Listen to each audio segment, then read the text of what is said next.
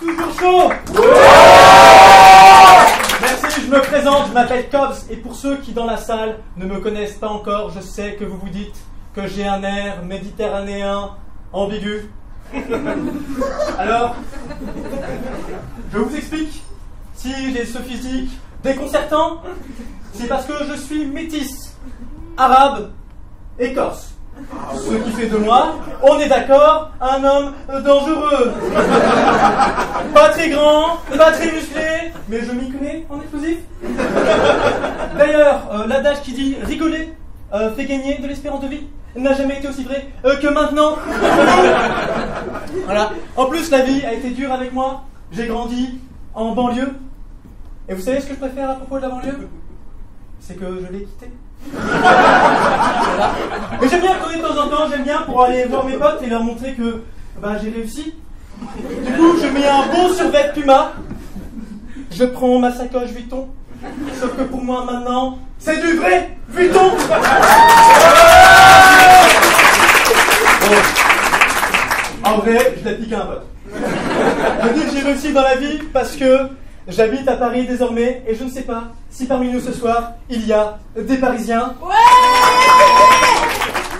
Les Parisiens, j'ai un truc à vous dire. Vous n'avez pas les mêmes standards de problèmes que les gens normaux. Vous courez pour prendre le métro comme si on n'a pas un dans 2 minutes. Mais il se passe quoi si vous attendez 2 minutes sur le quai? Vous devenez poli? Ça va et vous? Bien. Non! Des Parisiens polis dans le métro, ça s'appelle de la science-fiction. Ça n'existe pas. Mais ce qui me choque le plus, c'est qu'il y en a qui n'aiment pas prendre le RER. Pourquoi? Vous avez peur de vous endormir et de me retrouver en banlieue? Vous n'entendez pas Terminus, la plaine Saint-Denis, mais vous entendez Terminus, le Mordor. C'est pas. Oh non, Cyril, réveille-toi, quoi? Qu'est-ce qui se passe? On a loupé notre arrêt. On ne pourra plus jamais rentrer chez nous déguster nos Perrier citron à 8,50 dans des terrasses bondées.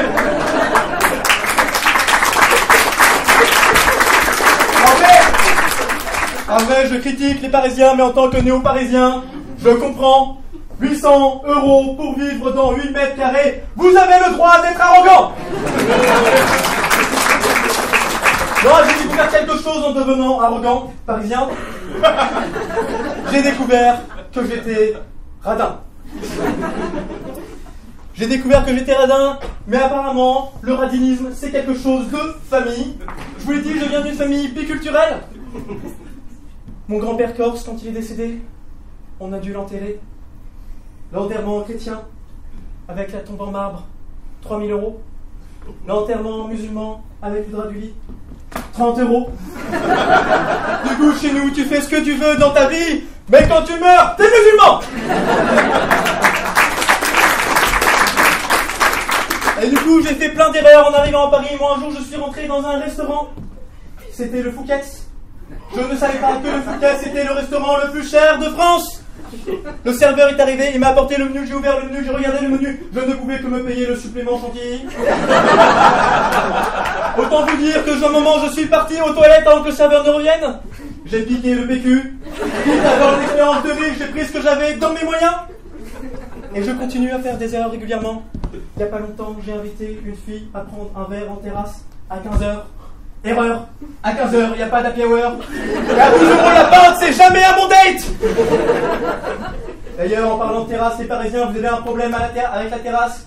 Tout est prétexte à la terrasse. Vendredi soir, terrasse. Il fait chaud, terrasse. Il fait froid, terrasse. Chauffez si possible. Et en vrai, je ne sais pas si vous avez remarqué, mais boire de l'alcool tous les jours, ça fait de vous un alcoolique. Allez tous les jours en terrasse, ça fait de vous un Parisien. Alors que c'est strictement la même chose. D'ailleurs, si jamais il y a des... oui. Mais on ne la fait pas à moi.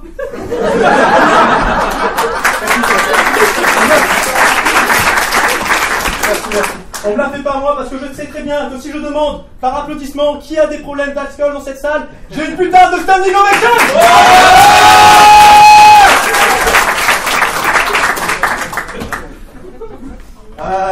Mais si jamais vous avez besoin de vous rassurer par rapport à votre alcoolisme, j'ai une technique. Allez en Bretagne. Là-bas, ils en ont plus rien à foutre. Ils sont sur une autre planète. Ils ont tellement d'alcool dans le sang que ça devient pratique. Il suffit de faire une petite coupure, tu mets une pinte, y a de la bière qui sort. Tiens, c'est une blonde. Et franchement, on aime boire de l'alcool, alors que c'est dangereux pour nos santé. Mais j'ai une explication scientifique à ça. La sélection naturelle. Les oiseaux, ça vole, sélection naturelle. Eux, les arbres, tu coupes la queue, ça repousse, sélection naturelle. L'homme, il y a un organe qui se régénère tout seul, c'est le foie. Ça veut dire qu'à un moment, nos ancêtres, ils étaient là, ils pouvaient choisir parmi tous les super pouvoirs de la nature. Ils ont dit quoi? Venez, on se torche la gueule! Et ils ont pu, jusqu'à qu'on n'est qu'un seul qui survive. On descend tous de ce mec. Ce mec-là, on l'appelle Adam dans la Bible. Et je sais ce que vous vous dites. Putain, ce mec, il a réussi à réconcilier la science et la religion dans un sketch de 5 minutes. Mais quel génie!